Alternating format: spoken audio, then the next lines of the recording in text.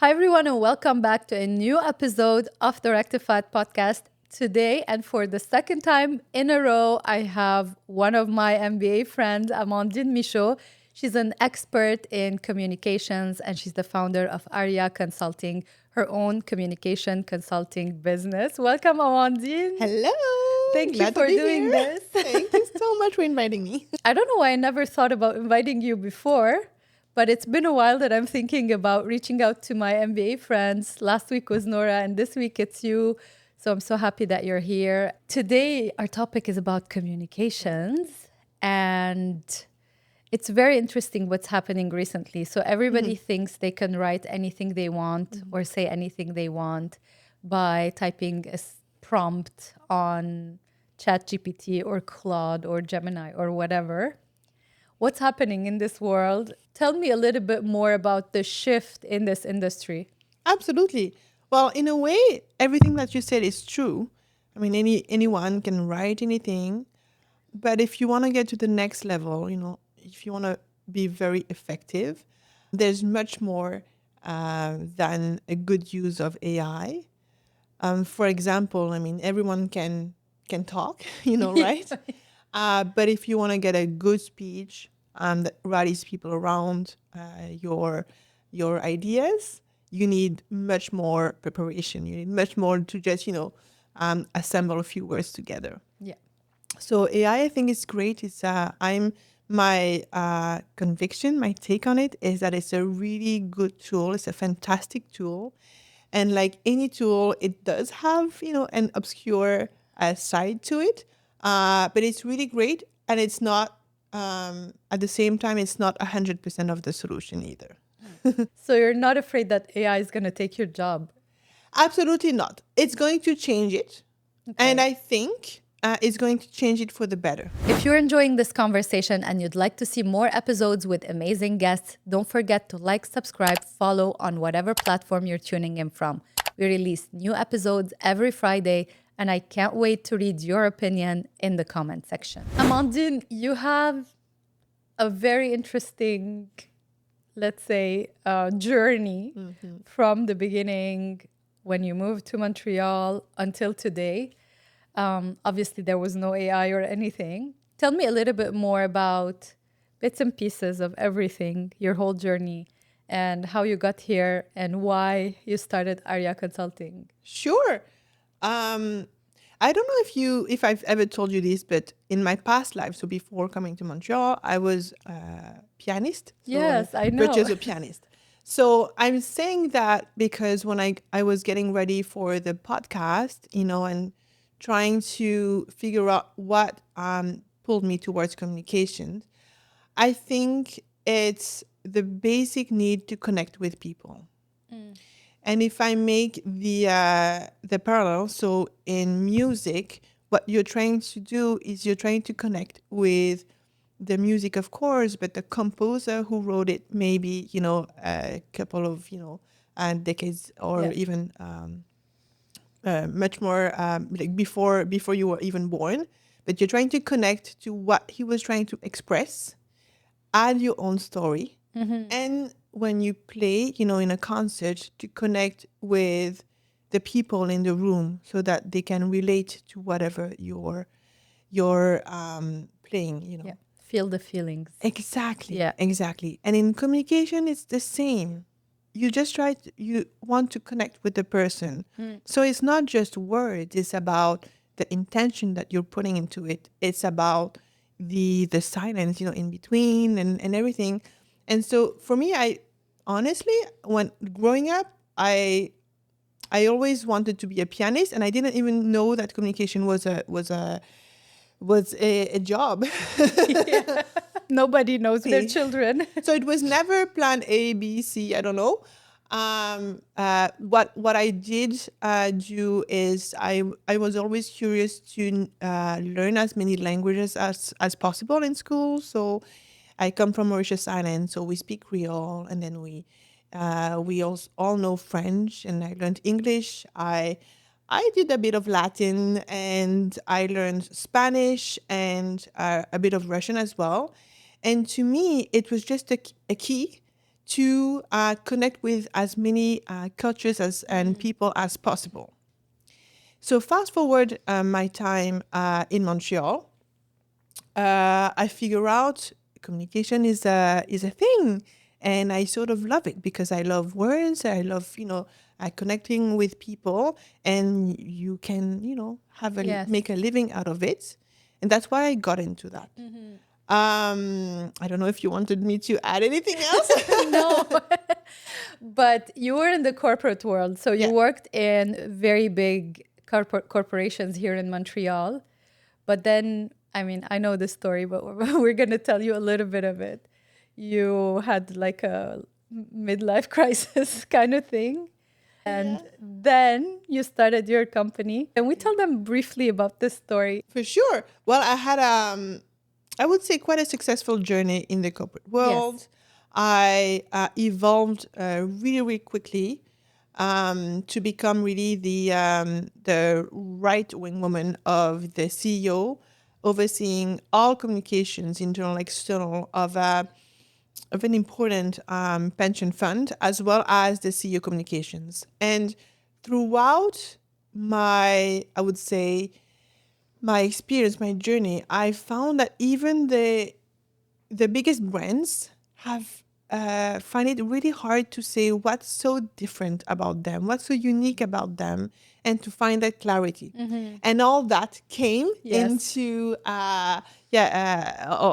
into my thoughts because I took a step back. Basically, I was at the top of my game, and I decided to take a sabbatical, and it seemed really crazy because of I my remember. colleagues were like, "But you're, at your prime, and I mean, you could get that, really big job anytime." But I said no.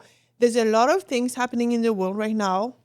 There's a lot of experience that I've been through. I just want to take a step back and just connect the dots. Just take a moment and see what's happening there. And there were a lot of things in the world also happening. And I was saying, I was really how can I say, provoked in the sense that communication and the new tools were misused by different, leaders and governments. And I said, if this is my expertise, I need to get in the game. I need to step up. Yeah. And I need to do something different. So that's where, I decided I want to create my own communications agency to give a voice Yeah. to leaders and brands that really deserve it. And that's what I'm going to do. That's my mission. So cool. So happy that you decided to venture on entrepreneurship because now I'm not the only one in the group, let's say. Amandine, tell me a little bit more about how important it is. Today we're communicating with our audiences, whether we're a brand or we are people like us. We're communicating on an almost daily basis with them, not just offline in the real world, but also online. We're always on different social media platforms. We're sending emails. We're filming podcasts. We're doing every single thing that's possible to do and using all the modern communication tools. But sometimes people take this very lightly. They're like, post 100 videos per day or do this and test this and see what works. For you, how important it is to have the right messaging and using the right words. I'm not saying be picky and never post anything because you're overthinking your words, but how important it is to really think about what you want to say and how you're going to position yourself in the market. It's fundamental. Yeah. So if you, take a step back, look at the theory, communication is about getting the right message to the right people at the same time. And the way you do it, it can vary a lot, right? Yeah. It can be social media, email, in person and whatnot. But you have that toolbox. But the really important thing, before, diving into the details, like the specific, technicalities, 100 videos, this measuring and whatnot, I think it's very important for, entrepreneurs and brands to take a step back and just reflect on what really do you stand for? Yeah. Like, what is the story behind your product or even your hero story? Like, what do you want to accomplish in this world? And I think it's a simple question, but it's a very hard question It is. because there's many things that we want to do and everything. But if there's one thing you want to get across, it's important to take a step back to get that right, and everything else will flow. And the thing is that with platforms and metrics, it will evolve. But your message, the key message will always stay the same, Yes. hopefully. Yes. I 100% agree with you. And I always talk about this in all my content. The same rules apply in marketing. You need to have your fundamentals locked in before doing anything else. 20 years ago, we used to communicate with magazine ads and TV and radio. And today we have different channels. Maybe tomorrow we have something that's completely different. We have AI, things are evolving. Who knows what's going to happen next? But once you have the fundamentals and you know who you are, who you're talking to, what your message is, what your values are, and I believe you need to be true to yourself also. You cannot fake it and be someone else and put like a Mask, facade, yeah. a mask. When you do all of that, you'll have a solid foundation and then you can build on it and then you can use any tool that's out there and adapt according to the platform. But yeah, Exactly. yeah. Exactly. I mean, you can't fake it, right? I mean, you can try to fake it, but I think people are much smarter today than they Yes. were, 1 or 2 generations ago, where everything was filtered. Now you see everything in real life. We've heard many stories, and we see, BS along, Yes. a mile away. So, and if you want to be sustainable, I think authentic is the way to go. Exactly. Exactly. I thought about this when I first started posting a lot of content. I really thought about this because I was influenced by what I'm seeing on social media. I was more Instagram and Facebook at the beginning. And I was like, I was copying people. And then I'm like, tired. I don't want to create content. I don't want to do anything. And then I decided to just be myself. And then people I meet through social media and I see them in real life, they would be like, oh my God, you're the exact same person that we see in the videos. You're not any different. So that makes it easier for me. Like even now, we're just having a conversation between friends, and that's it. Yes. I think the same applies for any business owner Yes. or founder who wants to communicate. It makes it easier when you're like yourself. Absolutely. Thank you so much for sharing. I think the main advantage of being authentic it's that it's more efficient Yeah. because, putting a mask on, pretending, it's really draining. And as an entrepreneur, Yeah. you don't have time to be drained. Your time is counted. Your energy is very precious. So that's the main benefit. And also, if you have that, I would say that a web of lies, it gets really intense trying to keep, Yeah. this thing going. And especially nowadays where a brand is made by the accumulation of interactions that you have with the brand and the founder and anyone representing the brand. And it can be anytime. Yeah. So it can be, you're just walking your dog Yes, yes, exactly. with your with your mug of coffee, and you have to be this almost the same, and of course, there's some variations, but you have to be like the core has to be the same. It's much easier. So true, 100% agree. And now with the rise of AI, I'm starting to see a pattern every time I open LinkedIn or Instagram or whatever platform. I see the same thing over and over again. Even if I see like a text post, nothing fancy, just Yeah. like somebody who wrote something on LinkedIn or on Threads, whatever.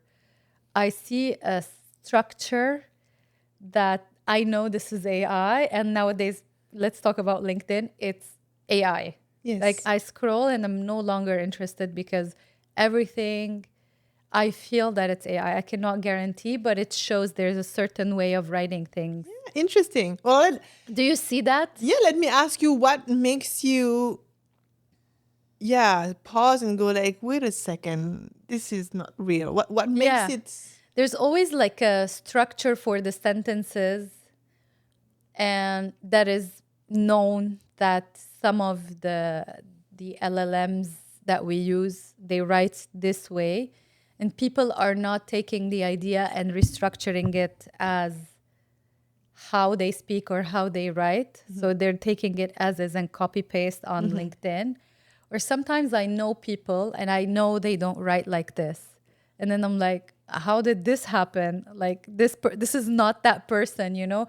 And I just know that it's not Yes. them who wrote this text.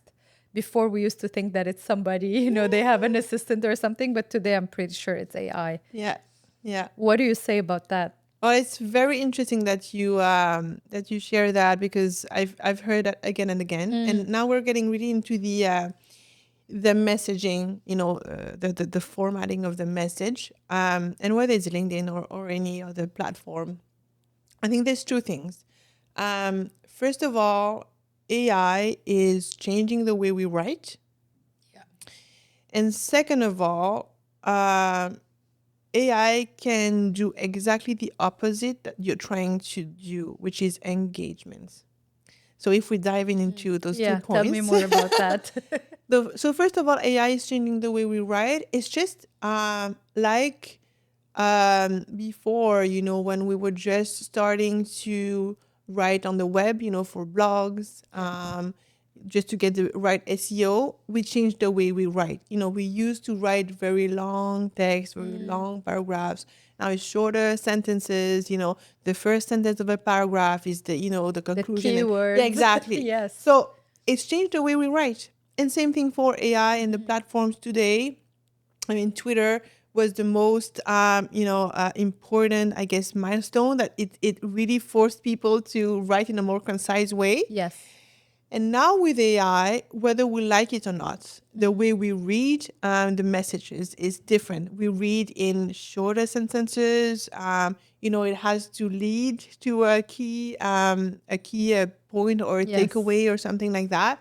And I think that's totally normal, and that's okay. That's just natural evolution of how we write.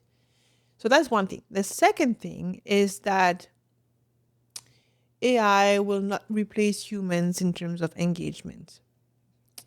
And sometimes using AI too much or the wrong way will get you the opposite results. Over the years working with product brands, I developed my own framework for scaling. I call it the 3R framework.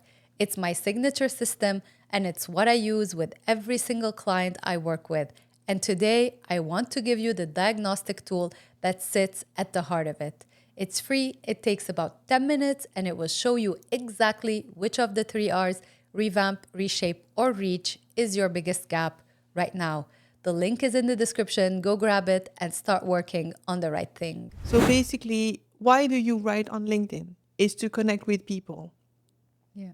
But if I wanted to connect with AI, I would just, ask the question to AI. But I want to connect with Sandy. I want to know what Sandy knows, feels, and I want to hear Sandy's words. And sometimes AI will put in words that are beautiful, Yeah. but that are not Sandy's words. So in a way, it's better done than perfect. We were just talking about it earlier. Yeah. And it's better that it's imperfect, that it's you, than a perfectly crafted message by AI. So, and I can give you, some tricks afterwards that we use for that, so that the message still feels authentic while using AI. We're going to talk about that, but I have something to say first. The way you're addressing, since we're talking about LinkedIn, the way you're addressing why people are on LinkedIn is to connect with people Yeah. is somehow ideal, because not everybody thinks like that. You and I think like that. We want to connect with people. We want to meet this, whatever it is, meet people, connect, talk, have conversations. But other people see it as let's say, a lead generation system. We want to hack the algorithm and this and that. And they optimize it using all the tools available. And they want the best hook and the best this and you know how it works. Yep. So what you're saying is really nice because it resonates with me. But what can you tell people who want to connect on any social media platform? What's the mindset that they should have before addressing anything and creating any content? The mindset is to listen to your audience's needs and try to meet their needs. And everyone has a need to connect. Everyone, Yes. everyone. I mean, even if you're on LinkedIn, just why are you there? You want to connect maybe with employers because you want to stay connected to the job opportunities. Even if you do lead generation, I mean, how are you going to generate the leads if you don't have anything that people can grasp on? I mean, okay, a product can be good, but if there's nothing deeper behind it, it becomes Exactly. interchangeable, right? Yes.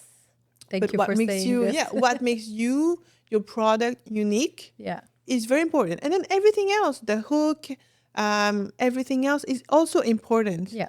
But the connection, I mean, The message. fundamental, It all yes. goes back to the message. And you have to be real. Whether even if you're selling a product or a service, it doesn't matter. Even if you're a product page, you need to have some sort of a voice and certain values that you're communicating, even if you're a static object. Yes. Tell us a little bit more about how we can use AI and all of these tools to basically communicate, but authentically and giving the right messaging and being more human and connect with other people.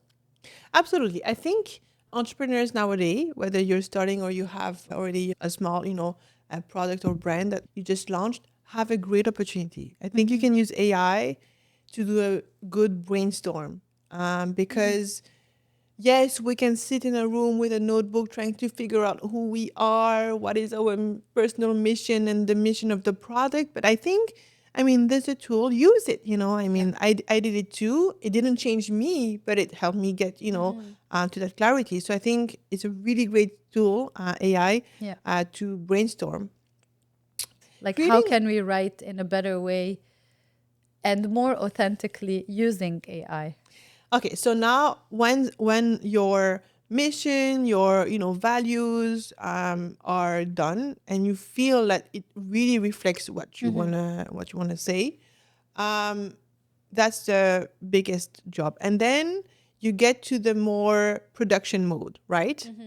And the way I use AI in my agency, by the way, when I recruit people, Yes.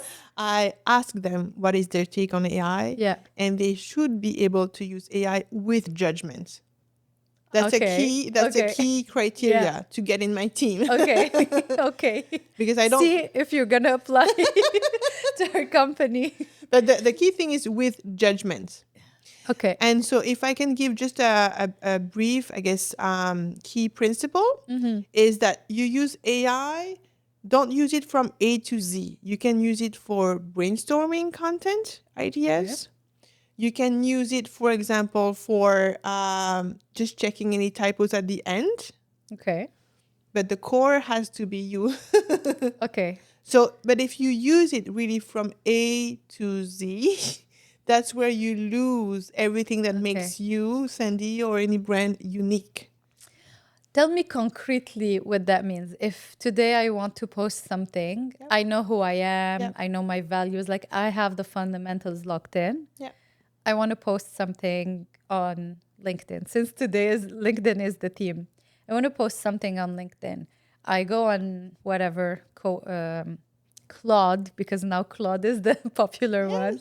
I go on Claude and I start brainstorming ideas, whatever. What do I do?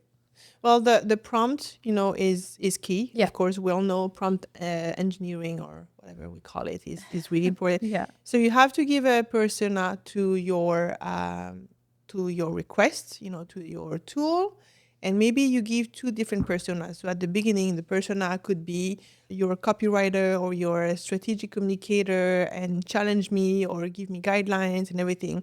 But the key, I guess, content or ideas have to come from you. So they give you a few ideas of the content. You say, I like this and blah, blah, blah. And so you brainstorm with the engine. Then you can ask, the copywriter to give you guidelines on how to write a post, right? Okay. Or you can feed it, one of your posts and say, this is how I write. How could I improve? You can, what I really like to do is to do a benchmark of, people who inspire me. I like their posts. I don't know why I like their posts, but, I like them, and feed it into your tool so that it can create a version of these posts, but with your, thoughts, values, and whatever. So that's one persona. And then the other persona that you can give is just, someone who proofreads your post at the end. But it's very important that you tell them, again, going back to your experience, don't change the words. Just correct here and there, formatting, space, typo here and there, but don't change my words because that's key. But you write it yourself. Yes. Okay. Because what I'm seeing is that they're letting AI write and everything. what's the result? Yeah. But they want things faster. They cannot, I'm seeing this. There was a point, I admit, where I noticed that I no longer have the patience. So I'm, brainstorming on some of these platforms, and I have all these ideas, and then I don't have the patience anymore to sit by myself and think about certain things. Yes. And I kept going back to the tools because it gives me something very fast. And we're the microwave generation, we want something to be done in a very fast way. But then maybe I'm wise enough, I'm not going to say old enough, but wise enough to take a step back. Oh my God, what am I doing? Why am I so attached to this tool? I need to use it, yes, because this is the future. But okay, just stop and sometimes just think about it yourself. Sometimes I go on a walk and think about just one thing that I was working on, and I get better ideas, honestly. But what can we say to our audience who are stuck in this? It's like a hamster wheel. You get stuck in it and you keep giving it prompts and gives you answers, and it's still nice. not sticking. It's still not nice. sticking. Yeah. It's a good feeling, but yeah. What I will say is that it's a completely normal and valid journey to be so in love with the tool that you don't want to put in the work so much. I mean, it's, at the beginning you start and you go, oh, it's fantastic. It can do all the job. Yes. But I have specific examples. I mean, that people are, stuck in the rut and stuck with bad results because of that. For example, I have a client, they called us really at like 911 emergency because they replaced their communications person with an AI tool. Okay. And they actually removed the person. They thought, well, they just didn't replace her. She left and then they didn't. They did it, yeah. And they thought it was a great idea. We're going to save so much money. And in the end, their sales were driven by, the engagement that they were getting on social media. Okay. And they were just doing so bad. Yeah. And they call us and they go like, do whatever. AI, not AI, just do whatever. And at the end, we just removed AI because we wanted to get back to the core of the authentic message. And now we still use it, and we have equipped them and whatnot, but it's not the key to everything. And a nice, I guess, fact or statistics, the job of ghostwriting, of being a ghostwriter, it's very interesting how it became so popular at the same time as AI was becoming popular to use as a tool to write. I mean, technically, you would think that no one would need ghostwriters if you have an AI tool. Exactly. But a lot of people are getting, stuck using AI, and they go like, no, I actually need someone to help me. Okay. Yeah. I mean, we're talking about AI. No one is like the ultimate expert. We're all figuring it out. Absolutely. You're on a daily basis. Unless you've been working for Google for the past, I don't know how many years working on some AI tool, you don't know much. We're all figuring it out. And the way I see it, we still need the human touch because we're feeding it at the beginning. Like, this is what I want. Like, prompt is me feeding it what I want. Who am I? Yeah. This is my personality. This is whatever. These are my, I saw people doing this on Claude Cowork. They're giving them all their SOPs, like this is how we operate. And based on the SOPs, Claude is doing the work of, whatever, synthesizing information or whatever it is that it wants to do. So at the end of the day, you're still feeding it. And the end result also, you're making sure it's right. I know people who do a lot of spreadsheets, a lot of Excel, but still they double check the numbers. Yes, Claude is very good with Excel, but you still have to check the numbers and you still have to see if it's correct. Do these projections make sense? Is this cash flow possible, in the next year or whatever? So there's always the human that we do not need to lose in this whole equation. Tell me a little bit more about, ideally today, maybe tomorrow it will be a different thing, but today, how can we link these two, the human connection with the AI, and, make it function in a more efficient way that doesn't sound robotic? Absolutely. Oh, well, I can say as an entrepreneur, and especially in the field of communication, I mean, the tools will always help us optimize, the operations. But in the end, you want someone to hold your hand, Yeah. to reassure you, to hear you, and to give you options, and just to hear you, just to be by your side. And again, I know I said it, but the connection is very important. So I think, again, I have a very optimistic view. The tool is going to raise the bar in the sense that it's going to make operations faster. But what it means for service professionals is that they will have to step up their games in terms of service, in terms of client service, in terms of how proactive are you, how is your active listening, like everything. Tell me more about that. Yeah, the bedside manners, as we say. Yeah. What is very important. And for example, some of my clients now, they could technically, don't tell them, No. but they could technically be almost autonomous, with all the AI, prompts that we've given them. But what they want to know is that what can they do better? They want us to be by their side when something goes wrong, Yes, crisis management. Yes, they want to hear our enthusiastic voice when they've had a bad day. And they want encouragement when they are about to go on a stage and it's their first time and they're super emotional about it. And that's something AI won't replace in my mind. I think humans are still very important. I do. I hope it's gonna last. I hope it's gonna last. I don't think our jobs are gonna go away.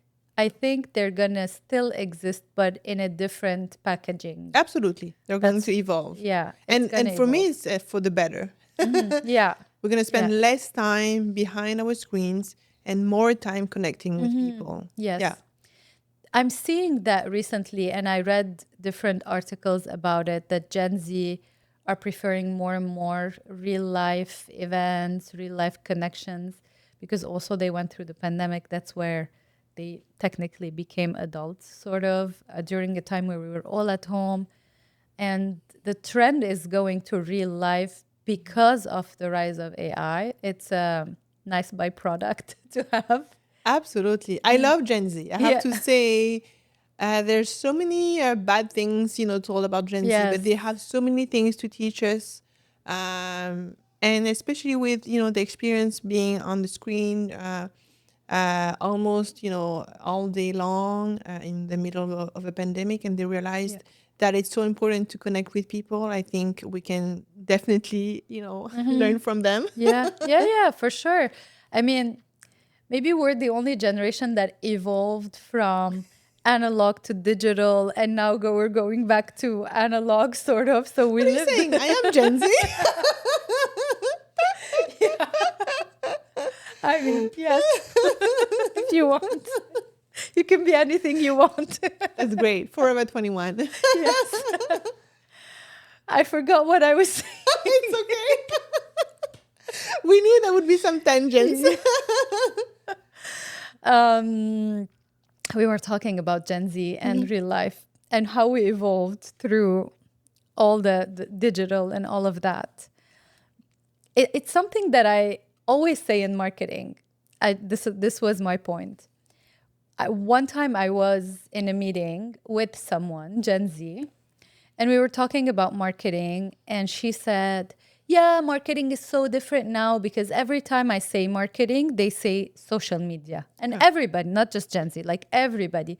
Today, when I ask someone, even on this podcast, about what they're doing in marketing, they start talking about meta ads and social media and content. They don't go to the fundamentals of marketing, like what their brand is about. And it's a hill I will die on. But it was also the same 20 years ago when we used to talk about marketing. They used to say newspaper ads, magazine ads, TV, radio. That was it. Yes. And today, whenever we talk about marketing or content or communications, writing, creating, whatever, anything that goes in the creative world, people immediately say, AI, I'm doing this on AI. How are you using AI? And I'm pretty sure that in 10 years, we're going to look back and it's going to be like today and I'd say the early 2000s when it started, like internet and then Facebook and then all of these things. I'm pretty sure it's going to be like that. Definitely. Well, I can tell just a funny anecdote. I was interviewing Yeah. for a job, back then, and it was a financial company. And they said, "Well, you want a job of communications. So what are you gonna, make us do that's so different from what we do?" And I said, "Well, we're gonna get you on social media because you have a great, message with, everything, sustainability and whatever you're doing. I think it's really important to get your message across." And then the interviewer goes, "We're not going to get on Snapchat." And that's all they could think about. But I was there, like the message, your audience, you have something to say, you have to connect them, And they all went, Snapchat, we're gonna go on Snapchat. Like, what is this, And I think that that confusion will always remain, right? Because people just hear, bites here and there. And I still get it today. Like I talk to some people and go like, we don't need Instagram, but I'm not talking about your Instagram. I'm Yes. talking about people should know the good things that you do, and it has to sound so important and unique. 100%. It will make you and your brand memorable. And then when they will, make their purchase or whatnot, they will think Yeah. about you first. Yeah, 100%. The world is evolving. Let's just say Yes. that. Your job is not going away. Our No. jobs are not going away. What can we tell our audience about? We cannot predict the future, but what can they do today to make what they're posting or anything they're communicating better using the modern tools that we have in this world? Yes. I think that every entrepreneur brand have to have a learning mindset and always have that curiosity, because tools will evolve, and especially in communications, they evolve so quickly. Yes. And you have to, like today we're, podcasting. When I started, I'm gonna, betray my age, but there was no podcast or whatnot. You have Yeah. to go on TV, on a TV set and everything. But now we're here, and it's amazing, and it's a new way. And if you don't get that curiosity, learning mindset, you're going to miss a lot of opportunities. Yes, so true. I think we need to be open to everything new that's happening Yep. and use it to our best advantage. Absolutely. That's what I believe in. Absolutely. Yeah. Because whether it's in communication or whatnot, even in marketing, I mean, you have to keep, your finger on the pulse of your community, of, that you're trying to reach. Yes. And the best way is to just continue learning about them, what makes them tick. 100%. Yeah. I mean, we cannot resist. That's it. We cannot resist the evolution. Yes. I'm naturally an early adopter of things. Good for you. Yeah. My friends are not like that. They weren't like that 20 years ago, and they're not like that today. But I was always like one of the first ones. I was one of the first ones to have an iPhone because it was cool. It didn't even have any apps that work like today. It was like a basic phone, but I liked how you can message on it. It was very simple, but I was always like that. The first one to have, I remember in Lebanon for our company, I was one of the first to have a Facebook group for our business. There weren't pages, used to be Facebook groups. I was one of the first, and we sold toilet seats, and it's things that cannot be back then. We weren't able to put these on Facebook, and I did. And then other people started following me and doing the same thing in the industry there. So, I always do things. Maybe I'm too early for the environment, but I just do it. Yeah, definitely. Yeah. And I mean, it must be energizing, right? Trying new things. I like it. I like but it. I think it's a mindset that we have to really intentionally look for and maintain and nourish, because we often get into performance mode, right? Time crunch, we have to deliver, be productive. But the learning mindset, just trying new things, I think is going to be very important. Yeah. Having said that, where do you think this is heading? Like in 5 years, let's say, how will brands communicate? Do you feel it's going to be more human or more like a robot kind of thing? Can you predict a vision? Ooh, those prediction games are always tricky. Yeah. I will go with my optimistic view. I think it's going to be more human. Okay. I think that we're going to use robots in a different way. I mean, chatbots on websites and everything, I think they're really great. Yeah. But to connect, we're still going to want to, see spokespeople, things like that, like entrepreneurs, saying what they stand for, telling these stories. I think it's going to stay. Yeah. Somehow I feel like it's going to be more, because you need to see what the human is thinking about this, and not what the AI is collecting from everybody else's ideas. Yes. Yeah. Thank you for saying that. I was sort of, going this way, but I think it's going to be more, because I think AI is going to, again, do the tedious, tasks that is not big value add, but we are going to have more time to, connect with other people. I feel it's, like the dating apps, like when they started, everybody was like on it, and still until now people are on it, but they have this fatigue from it, and they want to go and meet people in real life. And I think, I don't know if it's the right analogy, but I think it's somehow similar, that everybody is so excited about AI. And yes, it is exciting and it's amazing to have this technology. We all want to use it.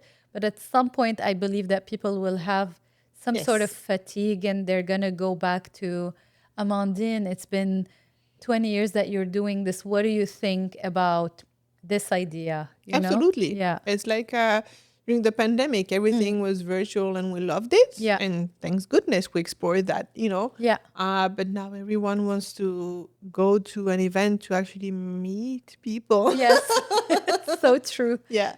This is so true. In 5 years, we're going to come back to this prediction and see, since this is on the record now. I don't care. Whatever.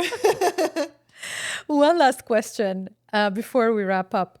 What skill should every founder be actively protecting and developing right now?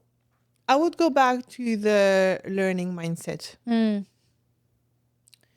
And by that, I mean protecting your time so that you have space to reflect, to do some introspection on what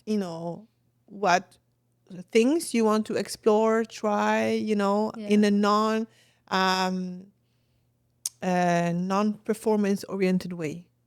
I would think that. Yeah. It's interesting you said that because we were just talking about it before we came here. We came together in the car and you were telling me, oh, you're so different. I noticed, like, we know each other since 10 years. And you told me, what happened? What did you do to become this person today? And I told you I always work on myself and I always try to be the better version of myself Absolutely. I learn. And it goes back to that. I'm not saying I'm Yes. perfect, but I try. I Yes. always want to learn more, improve the way I'm talking, the way anything I'm behaving, my Yes. posture, my mindset, all of it. Absolutely. Yes. Good for And you. See, you're an it's inspiration. interesting that we talked about this, and now you're mentioning the same thing over and over again. Thank you so much, Amandine. Thank you, I'm Sandy. really happy that we did this.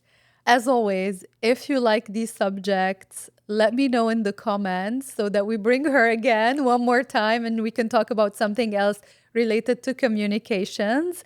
And I'll be back next week with a new episode.